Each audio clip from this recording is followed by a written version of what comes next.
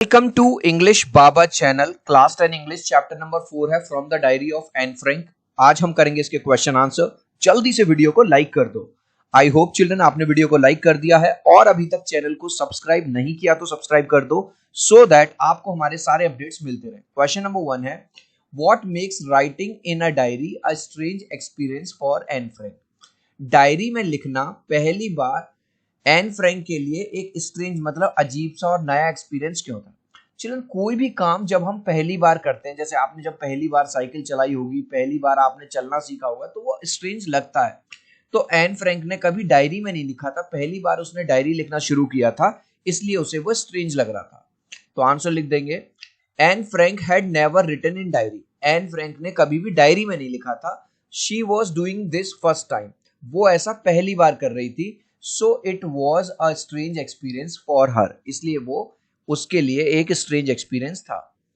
Why does Anne want to keep a diary? Anne एक diary क्यों रखना चाहती है? चैप्टर अगर आपने पढ़ा है, एन का कोई इतना क्लोज फ्रेंड नहीं था जिसके साथ वो हर बात शेयर कर पाए.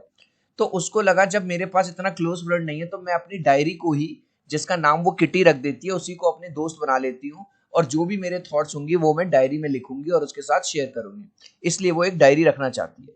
आंसर लिखेंगे and does not have any close friend therefore she decides that she will keep a diary. Anne का कोई क्लोज फ्रेंड नहीं होता, इसलिए वो डिसाइड करती है कि वो एक डायरी लिखेगी and will write her thoughts in that. और जो भी उसके विचार, दिमाग में जो विचार आएंगे, जो बातें आएंगी, वो उसमें लिखेगी. Why did Anne think she could confide more in her diary than in people. Confide का मतलब है कि वो उसको ऐसा क्यों लगता है कि वो पेपर के ऊपर, यानी डायरी के पेपर के ऊपर ज्यादा चीजें शेयर कर सकती है, ज्यादा चीजें लिख सकती हैं रेदर देन लोगों से. इस इमेज में समझो, यहाँ पे इस लड़की को इग्नोर कर रही हैं ये तीनों लड़कियां, और हमको चैप्टर में ये बताया गया है कि उसके फ्रेंड्स तो थे लेकिन इतना कोई क्लोज फ्रेंड नहीं था जिसके साथ वो हर बात अपनी शेयर कर सके. तो इसलिए वो सोचती है कि मुझे किसी पर डिपेंडेंट नहीं रहना पड़ेगा, है ना, कि भाई तू मेरी बात सुन, ये सुन. तो इसलिए वो सोचती है कि मैं पेपर पे, डायरी पे ज्यादा चीजें लिख सकती हूँ. And felt that paper had more patience than people. भाई पेपर तो पेपर है, नॉन लिविंग में, उसके ऊपर लिखोगे तो वो मना थोड़ी ना करेगा. लेकिन अगर आप किसी दूसरे के साथ शेयर करोगे तो हो सकता है वो ये कहे भाई मुझे मत बोल, मैं नहीं, मेरे पास टाइम नहीं है, वो नहीं है. तो एन को लगता था कि पेपर में ज्यादा पेशेंस है लोगों के कंपेरिजन में. On paper she can easily right all her feelings without being dependent on anyone. और पेपर के ऊपर वो कुछ भी लिख सकती है, जो भी उसका मन करेगा, और किसी के ऊपर डिपेंडेंट भी नहीं रहना पड़ेगा. देयरफॉर शी थॉट, इसलिए उसको लगता है पूरा का पूरा, that she could confide more in her diary than in people. लोगों से ज्यादा तो वो अपनी डायरी में लिख सकती है पूरा क्वेश्चन से. Why does N provide a brief sketch of her life. जब एन फ्रैंक ये डायरी लिखती है तो सबसे पहले वो अपने बारे में एक ब्रीफ स्केच क्यों देती है. इमेज से समझो चिल्ड्रन, जब आप रामायण पढ़ते हो, रामायण देखते हो, तो ऐसा थोड़ी है बस केवल भगवान राम के बारे में बता दिया कि, और ये बता दिया कि उन्होंने रावण के साथ युद्ध किया था. पूरी बात बताई जाती है. उनकी माता कौन थी, उनके पिता कौन थे, उनके भाई बहन कितने थे, भाई कितने थे, उनका विवाह कैसे हुआ, है ना, सारी बात. तो ऐसे ही एन फ्रैंक खाली अपने बारे में स्टार्ट ना करके थोड़ा सा अपनी मम्मी, अपने पापा, अपनी फैमिली के बारे में बताना चाहते, ताकि जब भी कोई रीडर उसकी उस डायरी को पढ़े तो वो कनेक्ट कर पाए. तो आंसर लिखेंगे and provides a brief sketch for her life. पूरा क्वेश्चन से उठाया. Because this helps the reader to develop a connection with the author. क्योंकि जब कोई रीडर उसकी बुक को पढ़ेगा, उस डायरी को पढ़ेगा, तो कहीं ना कहीं ऑथर के साथ, यानी कि एन फ्रैंक के साथ एक कनेक्शन फील होगा. What tells you that Anne loved her mother? किस बात से पता चलता है एन अपनी दादी से बहुत प्यार करती थी. दादी की जब मृत्यु हो जाती है, जब वो एक्सपायर कर जाती हैं, उसके बाद जब एन का बर्थडे आता है तो वो बर्थडे केक में एक एक्स्ट्रा कैंडल लगाती है. किसकी याद में? अपनी दादी की याद में, जिससे ये पता चलता है कि वो अपनी दादी से बहुत प्यार करती थी. Even after death of her grandmother Anne lights an extra candle on her 13th birthday. उसकी दादी की मृत्यु होने के बाद भी एन अपने 13th बर्थडे पे एक एक्स्ट्रा कैंडल लगाती है. किसकी याद में? On behalf of her grand mother के लिए. ठीक है. दिस टेल्स अस, पूरा क्वेश्चन से, that N loved her grand mother. इससे हमें पता चलता है कि एन अपनी दादी से बहुत प्यार करती थी. Why was mister Keesing annoyed with Anne, what did he ask her to do. Image से समझो, मिस्टर कीसिंग कौन थे और वो इससे परेशान क्यों रहते थे, इरिटेटेड क्यों रहते थे? मिस्टर कीसिंग एक्चुअली इसके टीचर थे, मैथ्स इसको पढ़ाते थे एन फ्रैंक को। चिल्ड्रन, कोई भी टीचर को ये वाली बात पसंद नहीं आएगी अगर वो पढ़ा रहा है और बच्चे आपस में बात कर रहे हैं। तो एन फ्रैंक क्या बहुत बात करती थी, इससे वजह से वो इरिटेटेड रहते थे कई बार उससे, और उसको पनिशमेंट में क्या देते थे, एक्स्ट्रा होमवर्क देते थे। तो आंसर में लिख देंगे पूरा, देखो क्वेश्चन से लिखे हैं, mister Keesing was annoyed with Anne, ठीक है, because she was very talkative, वो बहुत ज्यादा बातें करती थी। He punished her by giving her extra homework, और उसको पनिशमेंट कैसे मिलता था, उसको और ज्यादा होमवर्क करने के लिए देते थे।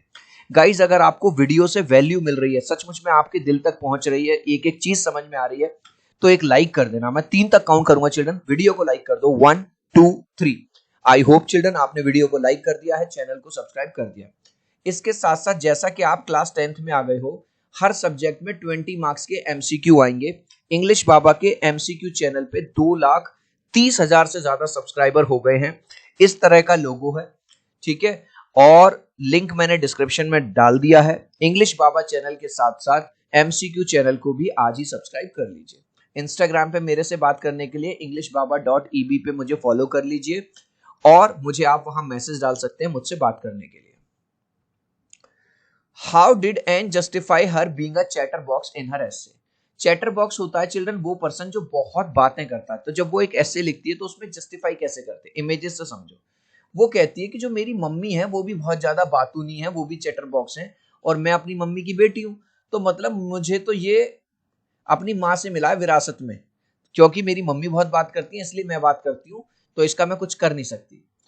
आंसर पूरा क्वेश्चन में, Anne justified her being a chatterbox in her essay by explaining that she has got her talking trait from her mother. Trait का मतलब ये जो मेरा करेक्टरिस्टिक है, ये जो मेरी आदत है इतनी बात करने की, ये मुझे मेरी मम्मी से मिली है, so she can't help it, इसलिए वो कहती है कि मैं इसका कुछ नहीं कर सकती। Do you think mister Keesing was a strict teacher? क्या आपको लगता है कि मिस्टर कीसिंग सचमुच में स्ट्रिक्ट टीचर थे? नहीं भाई, ऐसा कोई बात नहीं है कि वो कोई स्ट्रिक्ट टीचर थे। पर यार, कोई भी टीचर पढ़ा रहा होगा, अगर उस टाइम बच्चा बात करेगा जिस टाइम टीचर पढ़ा रहा है, तो गुस्सा तो आएगा ही। तो आंसर में आपको लिखना है no, mister Keesing was not a rigidly strict teacher नहीं थे, but he just wanted his students to be silent. भाई, टीचर क्या चाह रहा है कि जिस टाइम वो पढ़ा रहा है, कोई लेक्चर डिलीवर कर रहा है, बच्चे ध्यान से शांत होकर उनकी बातों को सुने, नहीं तो लेक्चर समझ में नहीं आएगा, और एक बच्चा बात करेगा तो दूसरे बच्चे और डिस्टर्ब होंगे। वाइल ही वॉज टीचिंग, जब वो पढ़ा रहे हो तब वो चाहते थे बच्चे ध्यान से उनकी बातों को सुने। What made mister Keesing allow Anne to talk in class? ऐसा क्या हुआ कि वो ही मिस्टर कीसिंग जो बात नहीं करने देते थे एन को बिल्कुल भी, अब उन्होंने बात करना अलाउ कर दिया। हुआ ये, जब भी एन ज्यादा बात करती थी वो उसको एक्स्ट्रा होमवर्क दे देते थे, वो भी कर लाती थी, और एक्स्ट्रा होमवर्क कर लेते थे वो कर। एक बार उसने उसको ऐसे लिख दिया चैटर बॉक्स पर लिखने के लिए। उसने क्या किया, एन ने अपनी फ्रेंड की हेल्प से एक पोएम लिख दी पूरी, और वो पोएम बहुत ज्यादा ह्यूमरस थी, लाफ्टर वाली थी। तो कहीं ना कहीं उससे मिस्टर कीसिंग इंप्रेस हो जाते हैं और कह देते हैं चल ठीक है यार, चल तू थोड़ी बहुत बात कर लिया कर। Mister Keesing was impress the way and wrote her last essay in form of poem. जिस तरह से एन ने अपना आखिरी एसे लिखा पोएम की फॉर्म में, उससे मिस्टर कीसिंग बहुत इंप्रेस हो गए। He understood that the girl was naughty but brilliant. वो ये वाली बात समझ गए, ठीक है लड़की बातूनी जरूरी है, थोड़ी शरारती जरूरी है, लेकिन है ये ब्रिलियंट बच्ची। So he allowed Anne to talk little bit in class, इसलिए उन्होंने उसको अलाउ कर दिया कि चल तू थोड़ी बहुत बात कर लिया। Was an right when she said that the world would not be interested in the musics of a 13-year-old girl? जब एन फ्रैंक ये कहती है कि 13 साल की बच्ची, यानी क्योंकि वो 13 साल की थी, म्यूजिक्स का मतलब होता है थॉट्स, कि जो मैं अपने थॉट्स विचार लिख रही हूँ इसमें संसार के लोग क्या ही इंटरेस्ट लेंगे, मतलब कोई ध्यान नहीं देगा मेरी इन चीजों पे। क्या वो सही कह रही है?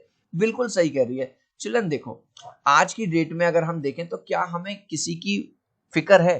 क्या हम कोई ऐसा चीज हम देखेंगे जो किसी छोटे बच्चे ने, हम उसमें ज्यादा दिमाग लगाएंगे? क्योंकि हम ये समझेंगे कोई छोटा बच्चा कुछ लिख रहा है तो कोई इतना बड़ा तो ये कोई नॉवल वगैरह लिख नहीं देगा, हैरी पॉटर जैसा या कुछ ऐसा, तो चलो हल्के में लेंगे, मतलब उसको लाइटली लेंगे। तो उसका ये सोचना बिल्कुल सही है। तो आंसर लिखेंगे पूरा बस yes, Anne was right when she said that the world would not be interested, पूरा का पूरा गर्ल तक पूरा क्वेश्चन से लिखा। Because most of people don't take a child's thought seriously, क्योंकि ज्यादातर लोग छोटे बच्चों की बातों को सीरियसली तो लेते नहीं है। According to people a 13-year-old child is quite immature. लोगों के हिसाब से तो 13 साल का बच्चा थोड़ा इमेच्योर होता है and can not right something worth reading. और कुछ इतना अच्छा नहीं लिख देगा, इतना जोरदार नहीं लिख देगा कि भाई उसको पढ़ा जाए proper. There are some examples of diary और journal entries before you read section। ये वाले compare with this, ये कुछ नहीं है। यहां से क्वेश्चन शुरू है। What language was the diary originally written in? जो एन फ्रैंक की डायरी थी वो किस लैंग्वेज में लिखी गई थी? It was originally written in Dutch language। याद रखना। In what ways Anne diary is different? Anne की जो डायरी है वो इनफॉर्मल वे में लिखी गई है। It has informal tone while we generally find people write diary in quite formal tone। मतलब उसको जो भी आता था, जैसा भी वो लिखती थी, ये नहीं सोचती थी ग्रामर सही है वो सही है, तो इनफॉर्मल टोन में उसने उस चीज को लिखा है। Why does Anne need to give a brief sketch about her family? वो अपनी फैमिली के बारे में ब्रीफ स्केच क्यों देती है? ये वाली बात अभी हमने यहाँ वाले क्वेश्चन में देखी थी, यहाँ वाले में, ठीक है। ब्रीफ स्केच इसलिए देती है ताकि जब भी कोई रीडर उसकी वो पढ़े तो वो उससे कनेक्ट कर पाए। तो पहले तो हमने उठा के एज इट इज, ये वाली लाइन बिल्कुल एज इट इज रख दी। And provides a brief sketch of her life because this helps the reader to develop a connection with the author। पूरा यहाँ से लेके यहाँ तक पूरा। Does she treat Kitty? Kitty कौन है? उसकी डायरी। इनसाइडर मानती है वो या आउटसाइडर? इनसाइडर मतलब ऐसे लोग जो हमारे पसंद के लोग हैं, जिनसे हम हर चीज शेयर कर लेते हैं। और आउटसाइडर मतलब ठीक है, बाहर के लोग हैं, उनसे ज्यादा हमें मतलब नहीं है। तो वो इनसाइडर मानती थी, एक अपना फ्रेंड मानती थी किटी को। In fact Kitty was mere a diary. वैसे तो वो एक डायरी थी, कुछ नहीं है, नॉन लिविंग बीइंग थी। But she treated the diary as her best friend. और लेकिन वो डायरी को ही अपना बेस्ट फ्रेंड मानती थी, मतलब वो उसको इनसाइडर मानती थी। How does Anne feel about her father, her grandmother, missus Kuperus and mister Keesing? What do these tell you about her? वो अपने पापा के बारे में, दादी के बारे में, उसकी जो एक टीचर थी मिसेस क्यूपेरियस के बारे में, मिस्टर कीसिंग के बारे में क्या सोचती थी, और इससे हमें क्या पता? Anne has great memories.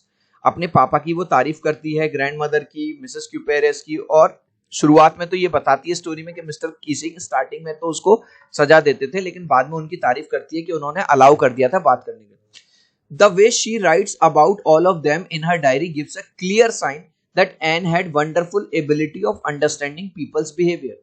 जिस तरह से वो 13 साल की लड़की थी और जिस तरह से उसने सबको डिस्क्राइब किया हुआ है, अपने मैथ्स वाले टीचर को, मम्मी को, अपने पापा को, दादी को, उससे ये पता चलता है कि उसके अंदर बहुत अच्छी एबिलिटी थी लोगों के बिहेवियर को समझने की और उनके नेचर को समझने की।